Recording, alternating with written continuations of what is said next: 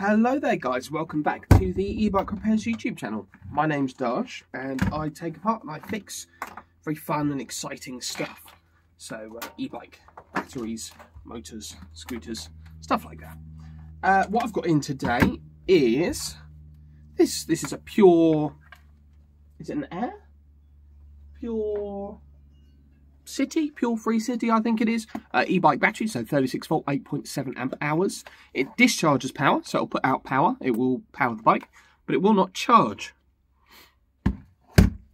This is its charger. I've checked it already. It's putting out 42 volts. And we have a look at that. 42 volt, 2 amps is what it's supposed to be putting out. And when I plug it into the battery, which is not fully charged, we get absolutely nothing. No amount of wiggling and fiddling and things will make it work. So, what's going on with it? Let's find out, shall we? We've got, I don't feel any screws under there, do I? No, I don't think I do. 1, 2, 3, 4, 5, 6, 7, I believe, screws, and probably one more hiding. They're Phillips head bits, so, right, crosshead screws.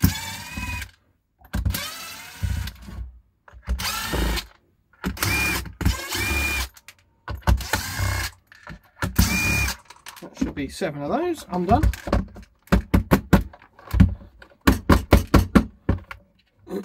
One, 2, 3, 4, 5, 6. Ah, there's 7 there. Get out of there. Looking out, okay. There we go. And that one there is number 7. And screw-wise, they look like that. So you could theoretically replace it with a thin wood screw if you had to. And they're about that long. Thumbnail kind of length. I don't know. Okay, does that open up now? Oh, look at that. It does. It certainly does. Okay. What's holding you onto here? Nothing.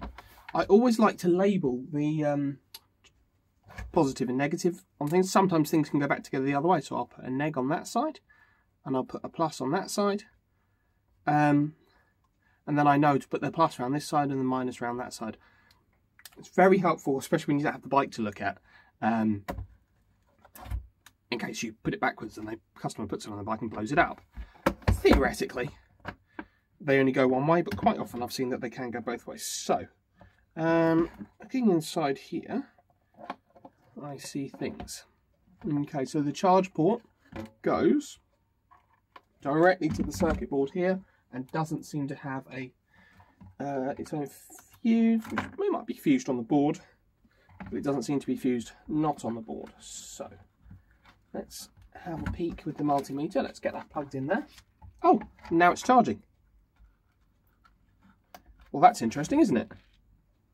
What's going on there? What have we done? Can I make it stop charging?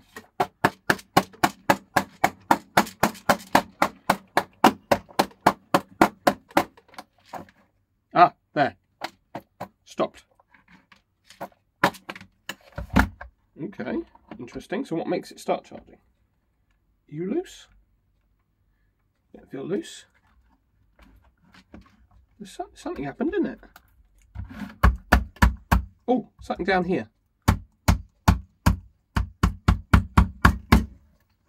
When I start smacking around down there, things happen or...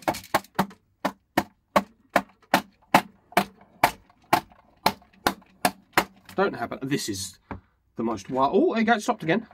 The most wild video you've probably ever experienced. Me just punching a battery into submission. You will work, you will work. Rails there. Okay. So, I don't think we need this plugged in for it to charge or not charge. That's just the power indicator. It might turn the battery back on and off for discharging, but it shouldn't stop it charging.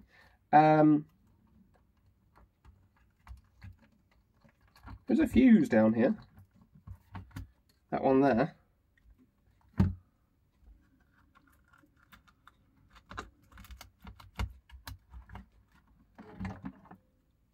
I don't see any cells that are, you know, loose, leaky, bad, not happy. Oh, there's a cable that's not plugged in here. Probably a temp sensor by the looks of it. Hidden underneath this mass of wires, look there. That temp sensor wasn't plugged in. And that's going to go to the port down here. Hopefully you can see that. There's the port just there. And there's the temp sensor wire, and that's got to be plugged into there. Only goes one way. See if that makes a difference.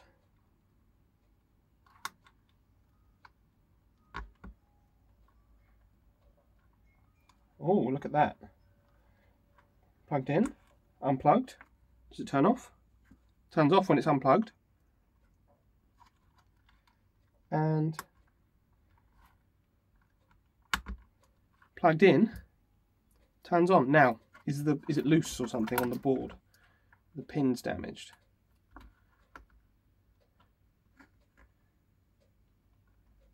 Connector's sort of coming away from the board a bit. I mean, this looks... That feels solvable, doesn't it? Let's try it out. Try it in. Well, would you look at that? I fixed it. Bashing it, I suppose. Yeah, I suppose that's probably what was undone. So the BMS that's down here has a temp sensor and it wasn't plugged in, which it won't like. Makes sense, that's reasonable. Overall, battery pack wise, seems nicely constructed. There are no named cells, unfortunately. Or unbranded, at least. We've got 10S, because it's 36 volts. And then we've got, what have we got? 1, 2, 3P it'll be. 3, 4, 5, 6, 7, 8, 9, 10, 11, 12, 13, 14, 15, 16, 17, 18, 19, 20, 21, 22, 23, 24, 25, 26, 27, 28, 29, 30, yeah. So 10S, 3P. So if it's 8.7 amp hours, that is, what's that divided by 3? It's almost 9 divided by 3. So they're just under 3,000 milliamp hours per cell. It's probably what the 29 is then, isn't it? Probably 2,900 milliamp hours per cell. Be what that is. N18650CL-29A03. Whatever A03 means.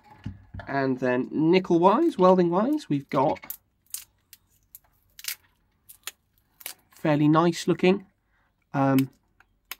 nickel welded nicely. It looks like these were machine assembled. These are too accurate to be, too consistent to be done by human hands, I think. These spot welds. You know, you deviate a millimetre, these are bang on. Every single one, same place. Yeah, that's what we got going on there. And look, it's still charging, so I'm pretty sure that'll be what our problem was. Very nice. Obviously, I'm going to do something to secure that in place. I don't think you can use hot glue,